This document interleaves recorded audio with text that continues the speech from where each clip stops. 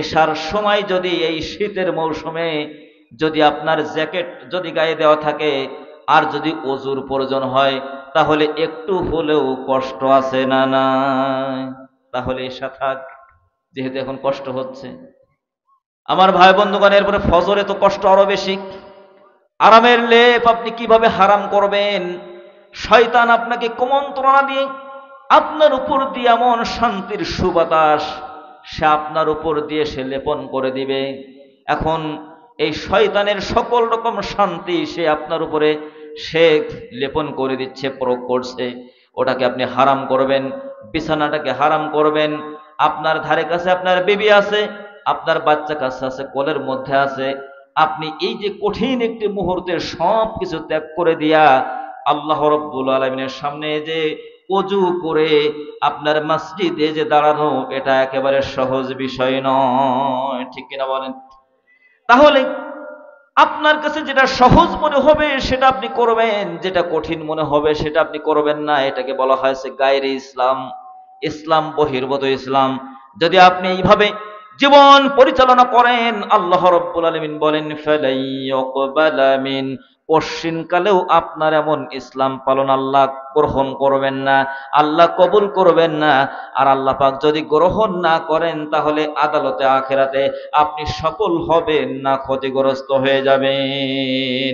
ওয়াহুয়া feel আখিরাতি মিনাল খাসিরিন। যারা বলেন আল্লাহু আকবার। আল্লাহ পাক বলছেন সেদিন কঠিন, যে কিয়ামতের ময়দান অনুষ্ঠিত হবে, সেদিন এই সকল মানুষগুলো ক্ষতিগ্রস্ত হয়ে যাবে যারা গায়রে ইসলাম যারা পালন করে। তাদের সুবিধাজনক জিন্দাবাদ, সুবিধাবাদ জিন্দাবাদ। যেখানে সুবিধা সেখানেই আপনি আছেন, যেখানে একটু অসুবিধা, ভাইরে বাপুরে ওটা তোমরা করো গিয়া, ওটা আমাদের দরকার নাই। জোরে বলেন ঠিক না বে ঠিক? এইভাবে যদি ইসলাম পালন করেন, আল্লাহ রাব্বুল আলামিন কিন্তু গ্রহণ করবেন না। সম্মানিত হাজিরিন, এই জন্য সেই কোরআনুল কারীম আল্লাহ পাক আমাদের উপরে দান করেছেন, এবং এই কোরআনের মধ্যে আল্লাহ পাক সবকিছু স্পষ্ট করে দিয়েছেন। বান্দা কোরআনের সংস্পর্শে আসো, হযরত ওমরের মতো হিরোকে আল্লাহ রাব্বুল আলামিন কোরআনের কাছে বেয়াদবি করতে এসে আল্লাহ পাক জিরো বানিয়ে দিয়েছেন। অনুরূপভাবে যদি কোরআনুল কারীমের কাছে কোন জিরো যখন এসেছে হেদায়েতের মানসিকতা নিয়ে, আল্লাহ রাব্বুল আলামিন তাকে হিরো বানিয়ে দিয়েছেন। যারা বলেন ঠিক না বে ঠিক? এজন্য আমরা যদি সেই হিরো হতে চাই, তাহলে কোরআনের সাথে আমাদের সুসম্পর্ক তৈরি করা দরকার আছে না নাই? জোরে বলেন তো, আছে না নাই? এই জন্য কোরআনের সাথে যারা ধৃষ্টতা করেছে বিগত সময়ে, এবং এখন অনেকে করে যাচ্ছে, কোরআনের মাহফিলের মধ্যে নগ্ন হস্তক্ষেপ পরিলক্ষিত হচ্ছে। এইভাবে যদি চলতে থাকে, তাহলে অবশ্যই পতিত স্বৈরাচারকে যেভাবে জুতা পিটা করে বিদায় করা হয়েছে, এর পরবর্তী সময়ে এসে যদি আবার নতুন কোনো স্বৈরাচারের আবির্ভাব ঘটে, তাহলে আবার আরেকটি 5ই আগস্টের জন্য এই জাতি প্রস্তুত থাকবে। যারা বলেন ঠিক না বে ঠিক?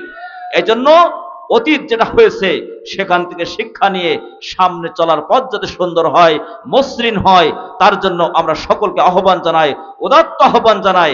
সকলে এই ব্যাপারে সচেষ্ট হওয়ার দরকার আছে না নাই? জোরে বলেন আছে কিনা? সম্মানিত হাজিরিন, তাহলে শয়তানকে আমাদের ধারে কাছে রাখা যাবে না। আল্লাহ রাব্বুল আলামিন সূরাতুল আনকাবুত নাজিল করেছেন রাসূল করিম সাল্লাল্লাহু আলাইহি ওয়াসাল্লামের উপরে, যখন মক্কাতুল মুকাররমায় কঠিন একটি অবস্থা বিরাজ করছিল। নবী করিম সাল্লাল্লাহু আলাইহি ওয়াসাল্লাম ঘরে এবং বাইরে উভয় জায়গায় তিনি অনিরাপদ ছিলেন।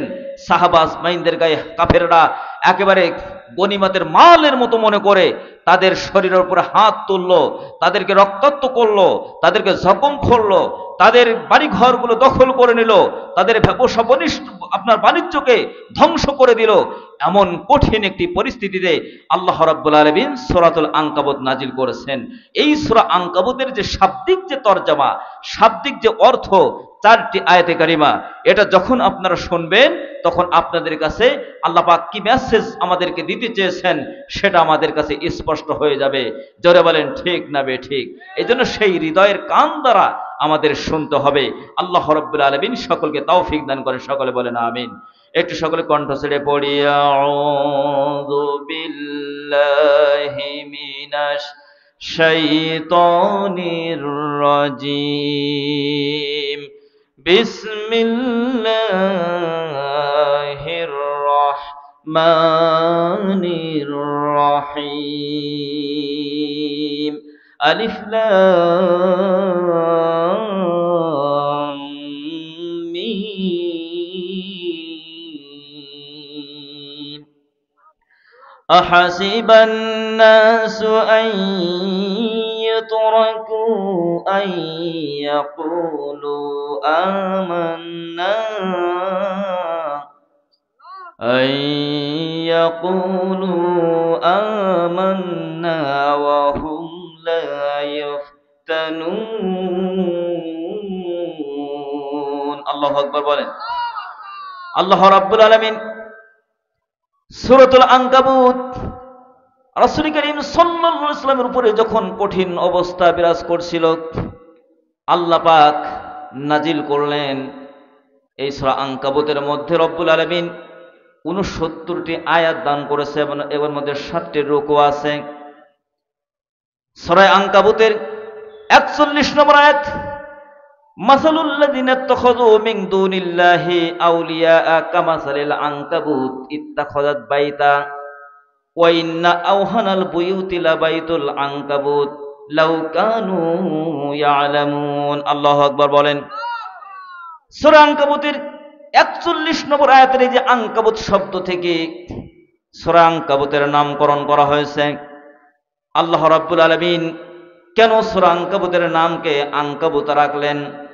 কোরআনুল কারীমে আল্লাহ রাব্বুল আলামিন যেমন বড় বড় প্রাণীর নামে সূরা নাজিল করেছেন, যেমন ফিল মানে হচ্ছে হাতি, হাতি তো একদম ছোট প্রাণী, তাই না? হাতি বড় প্রাণী। অনুরূপভাবে আল্লাহ রাব্বুল আলামিন কোরআনুল কারীমের মধ্যে ৩টি কীট পতঙ্গের নামে সূরা নাজিল করেছেন। যারা বলেন কয়টি? এই যে আজকে তিলাওয়াতকৃত আয়াত সূরা আনকাবুত শব্দের অর্থ হচ্ছে আপনার মাকড়সা। কোরআনুল কারীমে আল্লাহ রাব্বুল আলামিন পিপিলিকার নামে সূরা নাজিল করেছেন, যে সূরাটির নাম দেওয়া হয়েছে সূরাতুন নামল। এরপরে ৩ নম্বর রাব্বুল আলামিন মৌমাছির নামে সূরা নাজিল করেছেন, যে সূরাটির নাম হচ্ছে সূরাতুন নাহল। নাহলুন মানে হচ্ছে মৌমাছি, আর নামলুন মানে হচ্ছে পিপিলিকা, আনকাবুত মানে হচ্ছে মাকড়সা। আমরা যে সূরাটি তেলাওয়াত করেছি এই সূরাটির বাংলা অর্থ হচ্ছে মাকড়সা। জোরে বলেন তো কি নাম? আল্লাহ রাব্বুল আলামিন এই সূরার আলোচনা বোঝাতে যে ৪১ নম্বর আয়াতে আল্লাহ পাক বলছেন, রব্বুল আলামিন তোমাদের সামনে মাকড়সার দৃষ্টান্ত উপমা আল্লাহ পাক বর্ণনা করেছেন। মাকড়সা সে একটি ঘর তৈরি করে, সেই ঘরটি বেশি শক্ত হয় না, ঘরটি হয় কিন্তু অত্যন্ত দুর্বল, নরম হয়। আপনারা বলেন তো, মাকড়সা যে জাল বিস্তার করে এই জালটি তো খুব বেশি শক্ত হয়। ওই আপনি যখন মাহফিল শেষ করবেন, ঘুম থেকে উঠেছেন, মসজিদের দিকে আপনি যাচ্ছেন, এমন সময় রাস্তা দেখলেন এই পাশে এক খুঁটি এবং আর এই পাশে এক খুঁটির সাথে এমন জাল বিস্তার করেছে। এখন এই মাকড়সার জাল যদি আপনি না সরাতে পারেন তাহলে মসজিদে যেতে পারবেন না। এখন করবেনটা কি? তাহলে পিছু হটতে হবে, সেখান থেকে বাড়ি থেকে কোনো নরম কোনো অস্ত্র আনলে হবে না, লোহার কোনো শক্ত অস্ত্র আনতে হবে, তারপরে ওইটাকে অপসারণ করতে হবে। বিষয়টি কেমন নাকি? আল্লাহ পাক বলছেন মাকড়সা মনে করে যে সে বিশাল শক্তিশালী জাল সে বিস্তার করেছে, কিন্তু আসলে তার জাল তো মোটেও শক্তিশালী নয়, তার জালটা হচ্ছে অত্যন্ত দুর্বল। তার মানে হচ্ছে ইসলাম দ্রোহী, আল্লাহ দ্রোহী, রাসূল দ্রোহী, কোরআনের দুশমন, ইসলামের দুশমন, কোরআনের কর্মীদের দুশমন যারা, ইসলামের দুশমন যারা, এই জামিন থেকে আল্লাহর নূরকে যারা নির্বাপিত করে দিতে চায়, এমন অসভ্য বর্বর আবু জেহেলের প্রেতাত্মা গোষ্ঠী আমাদের সমাজে আছে না নাই? জোরে বলেন আছে কিনা?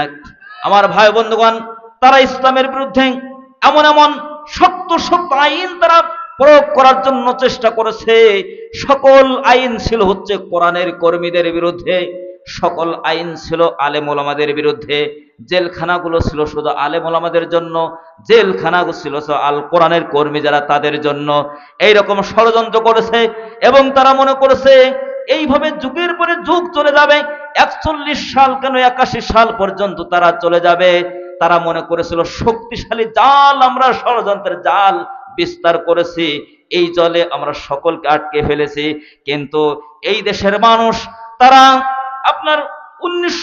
আপনার বিগত ব্রিটিশদের হাত থেকে আপনার ৪৭ সালে যখন রক্ত দিয়ে স্বাধীনতা অর্জন করলো, এরপরে যখন পাকিস্তানিরা আমাদের নাগরিক সুবিধা থেকে আমাদেরকে বঞ্চিত করলো, আমাদের অধিকার বলতে যা বোঝায় কোনো কিছু তারা দিতে যখন স্বীকার করলো না, এই জাতি আবার ফসে উঠলো, তার হাতে অস্ত্র নিল। সর্বশ্রেণীর মানুষ একবারে বৃদ্ধ থেকে শুরু করে আপনার যৌবন পর্যন্ত, এমনকি মহিলারা পর্যন্ত তাদের অধিকার আদায়ের জন্য ময়দানে কাজ করেছে। ৭১ সালের পূর্বে এই জাতি ৪৭-এর স্বাধীনতা অর্জন করেছে আরেকবার। এরপরে ৫২ সালের ভাষা আন্দোলন দেখেছে, ৬৯-এর গণঅভ্যুত্থান দেখেছে, চূড়ান্ত পর্যায়ে ৭১ সালে বিজয় হয়েছে। বিজয়ের পরবর্তী সময় প্রায় অর্ধ শত বছর আমাদের মাঝ থেকে পার হয়ে গেছে। যে শোষণমুক্ত সমাজ উপহার দেওয়ার জন্য, ন্যায় এবং ইনসাফ ভিত্তিক সমাজ কায়েমের জন্য জাতি যে স্বপ্ন দেখেছিল, কিন্তু আপনার অর্ধশত বছর পার হয়ে যাওয়ার পরে কিন্তু এই জাতি সেই স্বাধীনতার সুফল ঘরে তুলতে পারে নাই। জোরে বলেন ঠিক না বেঠিক? যখন বৈষম্যের বেড়াজালে এই জাতিকে আটকে ফেলা হলো, একবারে আষ্টপৃষ্টে এমন ভাবে বেড়াজাল তৈরি করা হলো, তখন এই জাতি মনে করলো বড় ধরনের যারা আছে বিগত সময়ে আন্দোলন কম করে নাই, কিন্তু এই জগদ্দল পাথরকে যখন সরানো সম্ভব হয় নাই, আল্লাহ রাব্বুল আলামিন মুরব্বীদেরকে বলছেন তোমরা সাইড হও, তোমরা কি ইতিহাস দেখো নাই, তোমরা কি ইতিহাস পড়ো নাই? আমি রব্বুল আলামিন বিগত সময়ে মূসা আলাইহিস সালামের সাথে সবচেয়ে বেশি দুশমনি করেছিল যে ফেরাউন, আমি আল্লাহ রাব্বুল আলামিন সেটাকে পানির মধ্যে চুবুনি দিয়ে আমি আল্লাহ পাক তাকে শেষ করে দিয়েছি। তোমরা কি দেখো নাই ইব্রাহিম আলাইহিস সালামের সাথে দুশমনি করেছিল যে নমরুদ, আমি রব্বুল আলামিন জুতার বাড়ি খাওয়াই আমি তাকে জুতোর পিটুনি দিয়ে আমি দুনিয়ার মাঝ থেকে এটাকে আমি বিদায় করে দিয়েছি। এরপরে হুদ আলাইহিস সালামের জাতির লোকেরা, সালিহ আলাইহিস সালামের জাতির লোকেরা, তারা নবীর সাথে যে দুশমনি করেছে এবং তাদের অনুসৃত পথে জীবন যারা পরিচালনা করেছিল, তাদের বিরুদ্ধে যে দুশমনি করেছে, আল্লাহ রাব্বুল আলামিন সামান্য সময় তাদেরকে ছাড় দিয়েছেন, সামান্য সময় তাদেরকে ঢিল দিয়েছেন।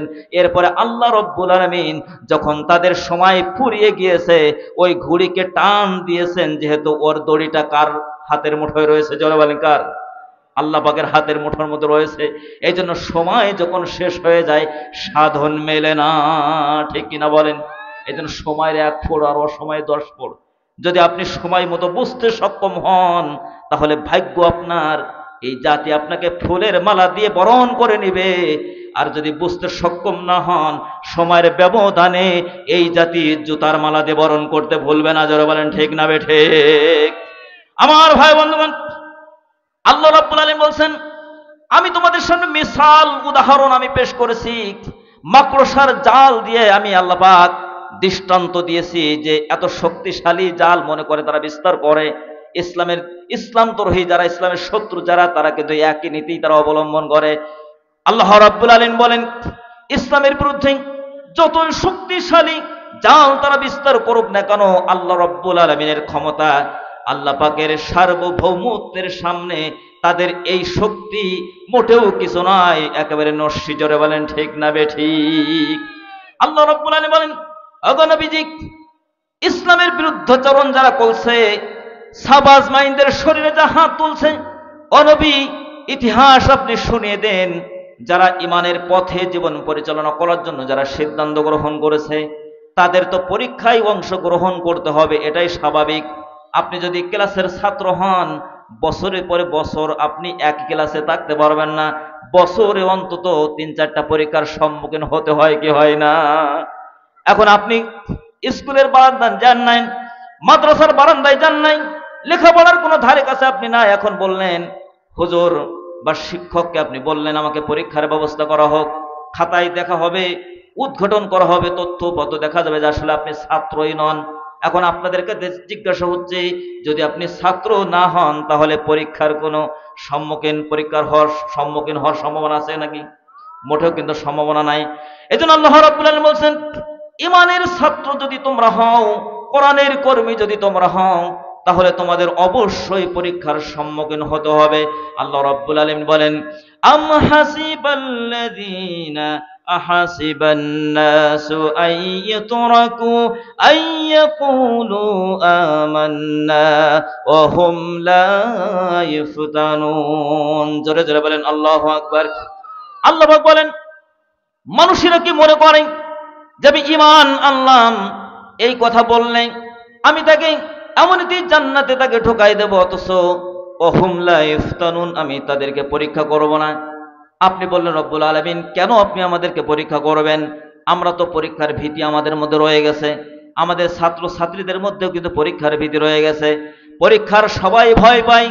প্রশ্ন যদি কমন আসে তাহলে আনন্দের সাথে 100-র মধ্যে 100% আপনার অ্যান্সার দিয়ে আসে এবং ভালো একটা অবস্থা তৈরি হয়। কিন্তু প্রশ্ন কমন এসেছে তারপরে আনন্দ, কিন্তু এর আগে প্রত্যেক পরীক্ষার্থীর মনের ভিতরে হৃদয়ে ভয় থাকে কি থাকে না? জোরে বলেন, থাকে কি না? আল্লাহ রাব্বুল আলামিন বলেন এই পরীক্ষা না দিয়ে তোমরা সফলতায় তোমরা উত্তীর্ণ হতে চাও, সফল হতে চাও, এটা তো মোটেও সম্ভব নয়। আপনারা বলবেন রব্বুল আলামিন পরীক্ষা কেন আমাদেরকে করবেন? এটা কি শুধু আমাদের উপরে পরীক্ষা নাকি এর আগেও হয়েছে? আল্লাহ রাব্বুল আলামিন বলেন ওয়ালাকাদ ফাতান্নাল্লাযীনা মিন ক্বাবলিহিম ফালায়া'লামান্নাল্লাহুল্লাযীনা সাদাকু ওয়ালায়া'লামান্নাল কাযিবিন। আল্লাহু আকবার বলেন। আল্লাহ পাক বলেন বান্দা বান্দীরা গভীর মনোযোগ আকর্ষণ করছি আমার একান্ত প্রিয় ভাইয়েরা, একান্ত আপনজনেরা, আমার মা বোনেরা, আজকে আমার যে আলোচনা এটা আমার বাবাদের জন্য যেমন আমার মা বোনেদের জন্য তেমন সবার জন্য সমানভাবে প্রযোজ্য। ইমানের আলোচনা মহিলাদের জন্য আলাদা কিছু নয়, আবার পুরুষদের জন্য আলাদা কিছু হতে পারে না। ইমানের আলোচনা সবার জন্য কিন্তু সমান। এই জন্য সকলের প্রতি আমি মনোযোগ আকর্ষণ করছি। আল্লাহ রাব্বুল আলামিন বলছেন ইমানের পথে চলতে গেলে তোমাদের উপরে ভয় আসবে, তোমাদের উপরে জুলুম করা হবে, তোমাদের সম্পদের হানি হবে, ব্যবসা বাণিজ্যের ক্ষতি হবে, ফসল ক্ষতিগ্রস্ত হয়ে যাবে।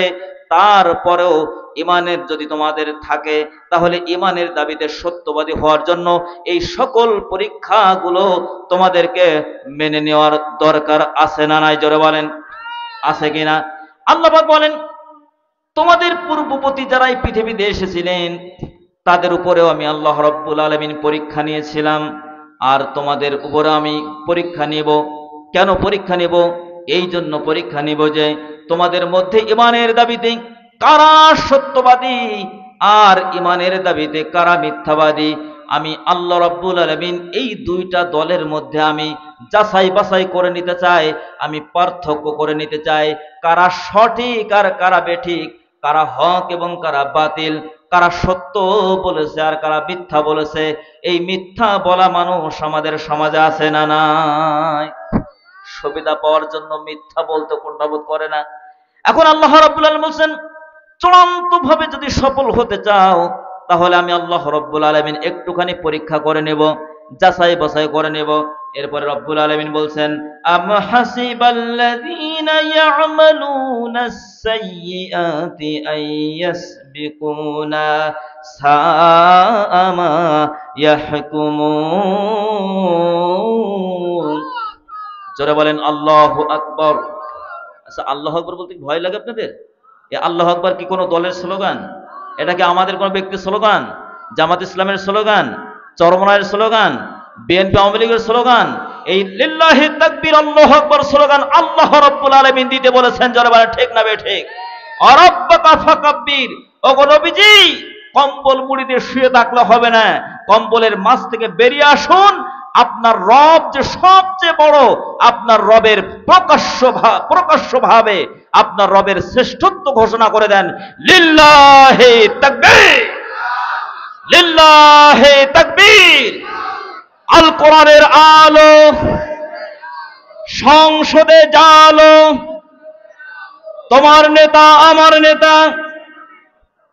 কোরআন আছে যেখানে, আলেম ওলামা যেখানে, কোরআন নাই যেখানে,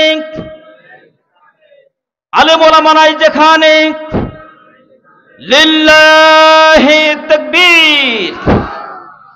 আপনারা ভয় পেয়েছেন, বিগত সময় আপনারা ভয় পেয়েছেন, আমরা এগুলো খুব ভালো করে জানি। অনেক শকুনের দল মঞ্চের উপরে তারা থাকতো, দেখতো যে এই জনতার মধ্যে কে স্লোগান দিচ্ছে, কে লিড দিচ্ছে। আল্লাহু আকবার স্লোগান যারা দিচ্ছে তাদের নাম ধরে ধরে মামলা দেওয়ার মতো এই শকুন আমাদের সমাজে ছিল না? ছিল কি ছিল না? যারা বলেন ছিল কিনা? আবার যে আসবে না এর কোনো কৈফিয়ত কিন্তু আমাদের জানা নাই। এই জন্য পতিত স্বৈরাচার যারা বিদায় নিয়েছে, আমাদের কোনো ভুলের কারণে যাতে তারা আবার উকি দিতে না পারে, আবার না আসতে পারে, তার জন্য আমাদের সকলকে অতন্দ্র প্রহরীর মতো ভূমিকা রাখতে হবে। জোরে বলেন ঠিক কিনা? সম্মানিত ভাই বন্ধুগণ, আল্লাহ রাব্বুল আলামিন কোরআনুল কারীমের মধ্যে পরীক্ষা নিয়েছেন বিগত যারা নবী এবং রাসূল যারা এসেছেন এবং তাদের অনুসৃত পথে জীবন যারা পরিচালনা করেছেন, আল্লাহ পাক তাদের উপরে পরীক্ষা নিয়েছেন। এটা আল্লাহ পাক আমাদেরকে জানাচ্ছেন।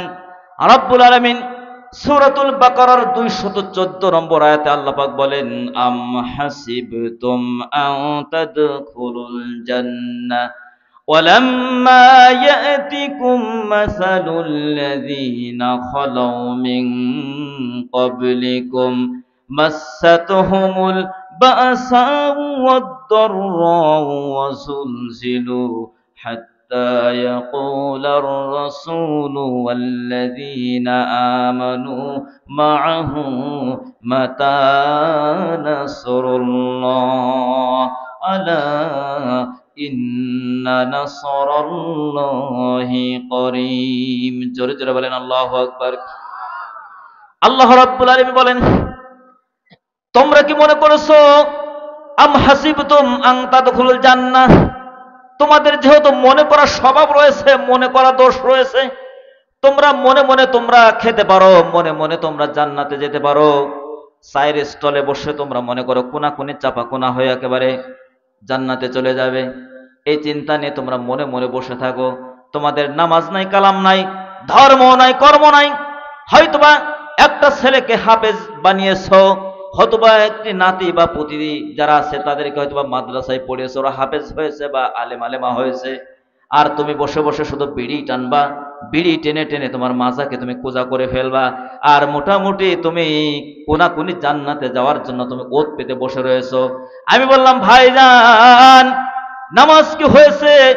কোরআনুল কারীম তেলাওয়াত কি মাঝে মধ্যে হয়? আল্লাহ পাক কোরআনকে তো আমাদের জন্য ভাগ্য উন্নয়নের জন্য আল্লাহ রাব্বুল আলামিন যে কোরআন দান করলেন, এই কোরআন পড়ার জন্য বললেন, কোরআন বোঝার জন্য বললেন, কোরআন মুখস্থ করার জন্য বললেন, সর্বোপরি কোরআন অনুযায়ী সমাজ পরিচালিত হোক তার জন্য চেষ্টা করার জন্য আল্লাহ রাব্বুল আলামিন বললেন। তা এগুলোর কোনোটাকেই মাঝে মধ্যে একটু করা হয় কি? বলে, কি বলেন আপনি? আপনার ভাবি তো ফজরের নামাজ আজানের আগেই পড়ে ফেলে। সুবহানাল্লাহ কোন? সুবহানাল্লাহ হবে? যদি আপনার ওয়াক্তের আগে যদি কেউ নামাজ আদায় করে, সে নামাজ কি হয়? ওয়াক্তের আগে যদি আজান হয়, সেই আজান দ্বারা যে নামাজ হবে সেই নামাজও কিন্তু আদায় হবে না। ওয়াক্তই হলো না, সেখানে আজান হয় কেমনে? আবার ওয়াক্ত হলো না, নামাজ কেমনে হয়? আমি আপনাকে জিজ্ঞাসা করলাম, আল্লাহ রাব্বুল আলামিন আপনার উপর অর্ডার করেছেন, আল্লাহ পাক আপনাকে বলছেন পরিবারের আপনি দায়িত্বশীল।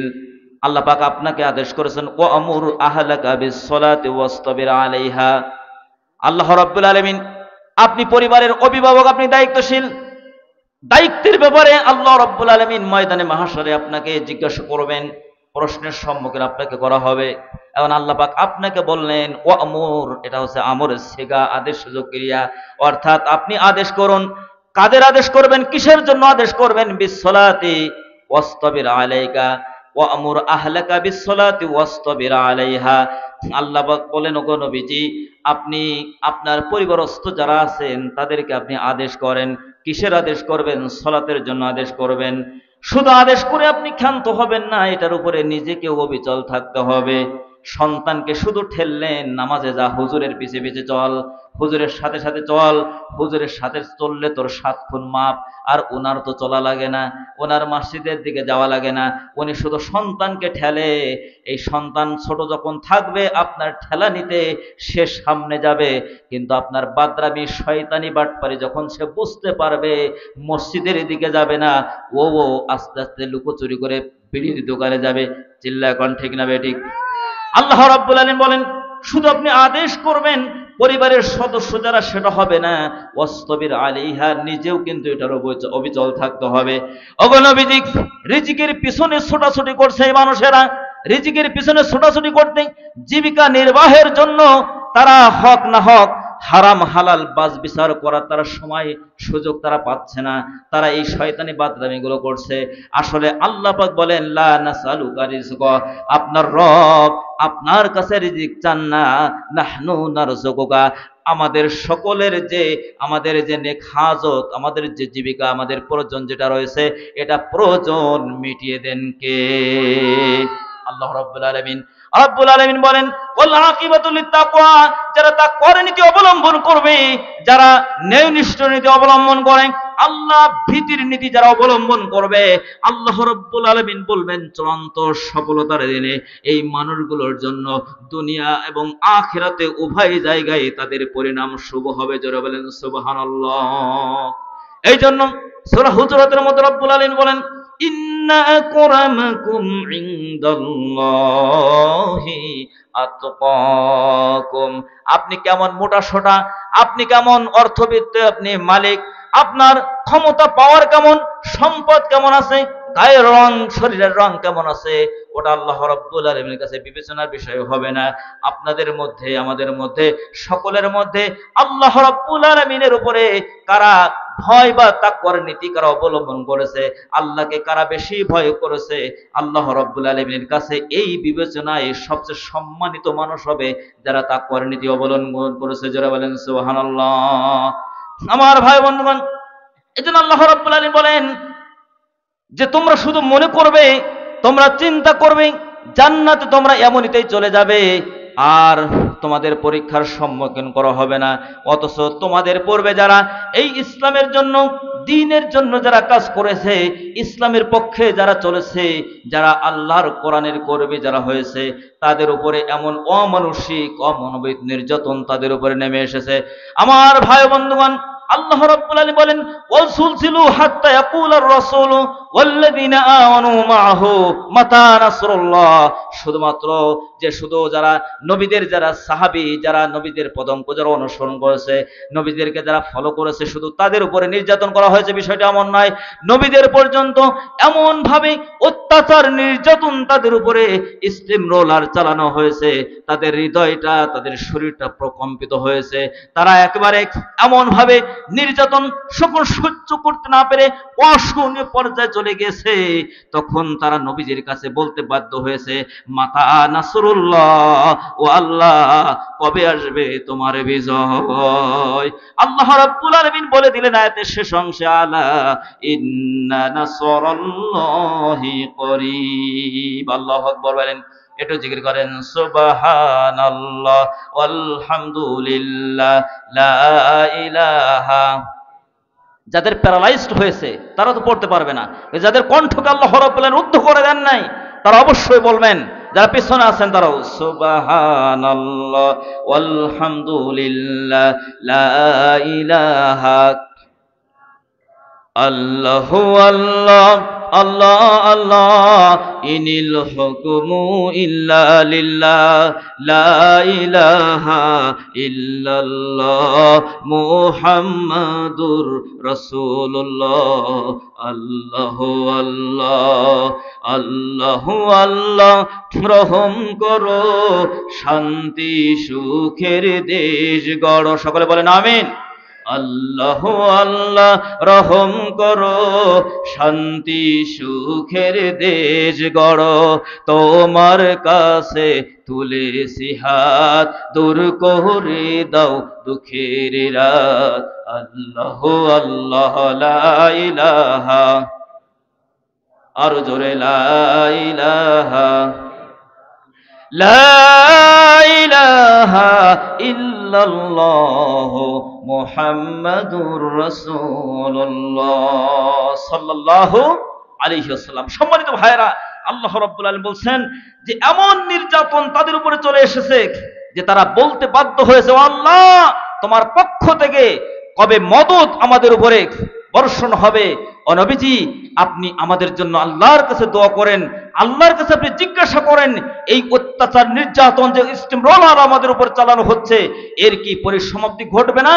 না আমরা ঈমান এনেছি এটাই তাদের দৃষ্টিতে সবচেয়ে বড় অপরাধ, আর এই অপরাধে আমরা মার খেতেই থাকবো, আর ওরা আমাদের মার দিতেই থাকবে। ওগো নবীজি, আল্লাহর কাছে আপনি এ ব্যাপারে একটা সলিউশন আল্লাহ রাব্বুল আলামিন দান করুন, একটু আমাদের জন্য দোয়া করা যাবে কিনা? আল্লাহ রাব্বুল আলামিন আয়াতের শেষ অংশে বলে দিলেন সাহাবীদেরকে, আল্লাহ রাব্বুল আলামিন তার হাবিবের মাধ্যমে বললেন, ওগো নবীজি আপনি জানিয়ে দেন, আলা ইন্না নাসরুল্লাহি করিব। করিবুন শব্দের অর্থ হচ্ছে অতি নিকটবর্তী, মাঝি করিব, অতি নিকটবর্তী বোঝাতে আল্লাহ রাব্বুল আলামিন করিব শব্দ ব্যবহার করেন, বা কোনো আপনার মাঝির পূর্বে কদ শব্দ আল্লাহ রাব্বুল আলামিন প্রবিষ্ট করিয়ে ওটাকে আল্লাহ পাক ত্বরান্বিতর অর্থ খুব দ্রুত এর ফলাফল চলে আসবে বা ফলাফল হয়ে গেছে, এমন একটু অর্থ বোঝানো হয়। আল্লাহ রাব্বুল আলামিন বলছেন সিদ্ধান্ত আল্লাহ পাকের পক্ষ থেকে হয়ে গেছে।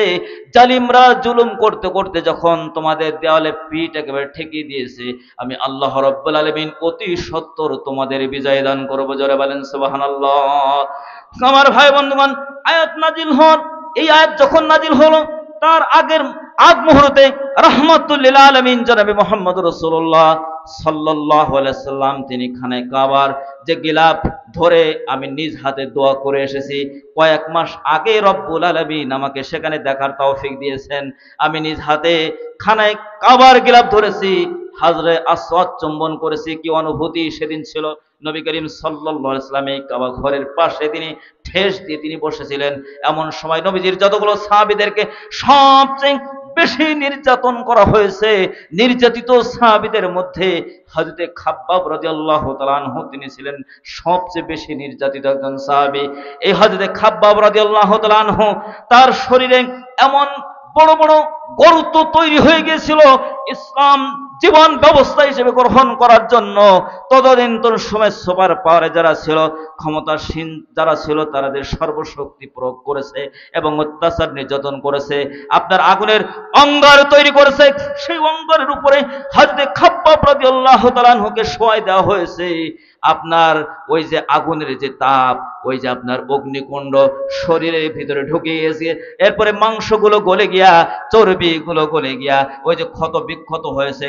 হযরত ওমর ফারুক রাদিয়াল্লাহু তাআলা আনহু তার শাসন আমলে হযরত খাব্বাব রাদিয়াল্লাহু তাআলা আনহুর কাছে তিনি জানতে চেয়েছেন, অত্যাচার নির্যাতন তো আমি অনেক শুনেছি জেনেছি, ওগো আমার রাসূলের প্রিয় সাহাবী খাব্বাব, আপনার কাছ থেকে শুনতে চাই কেমন আপনাদের করা হয়েছিল। হযরত খাব্বাব রাদিয়াল্লাহু তাআলা বললেন, মুখে যদি না বলে বাস্তবে যদি দেখিয়ে দেয় তাহলে বিশ্বাসটা তো একটু বেশি হয় কথা। আমি মুখে বললে সেটা বিশ্বাস হবে কি হবে না সেটা একটা প্রশ্ন থেকে যায়। তিনি শরীর থেকে কাপড় সরিয়ে দেখালেন, এমন বড় বড় ক্ষত বিক্ষত শরীরটা তিনি দেখালেন। হযরত ওমর ফারুক রাদিয়াল্লাহু তাআলা আনহু তিনি আঁতকে উঠলেন এবং বললেন, খাব্বাব, জীবনে কোনোদিন এমন ক্ষত বিক্ষত শরীর আমি তো দেখি নাই। ইসলামের পরে জীবন পরিচালনা করার জন্য এমন অমানসিক অমানবিক নির্যাতন আপনাদের উপরে করা হয়েছিল। ওগো খাব্বাব, এই অবস্থা দেখে নবীজির সাহাবীরা তারা বেহুশ হয়ে যেতেন। কত অত্যাচার, কত নির্যাতন করা হয়েছে। সম্মানিত ভাই বন্ধুগণ, নবীজি হেলান দিয়ে বসে আছেন, এমন সময় খাব্বাব রাদিয়াল্লাহু তাআলা আনহু নবীজির কাছে যে বলছেন, ওগো নবীজি, আমাদের জন্য আপনি একটু দোয়া করেন, আমরা তো মার খেয়ে খেয়ে তো একেবারে শেষ হয়ে গেলাম।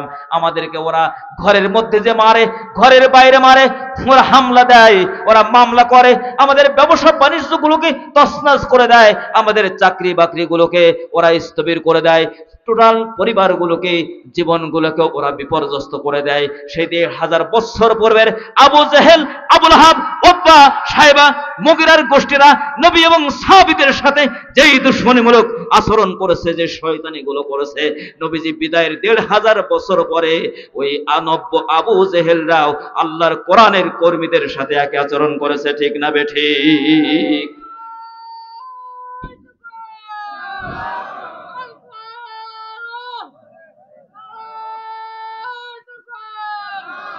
আলহামদুলিল্লাহ। বসেন। একজন প্রতিবন্ধী মানুষ সে লিল্লাহি তাকবীর দিতে পারে, আর আমরা এমন ভদ্র হয়ে গেলাম আমরা দিতে পারি না। এটা আপনাদের জন্য এটা আফসোস। এই মানুষটা দেখেও শেখার কিছু আছে। এই তাকবীর দেওয়া, এই ঘোষণা, এই অর্ডারে আদেশ কি মোল্লার না আল্লাহর? লিল্লাহি তাকবীর।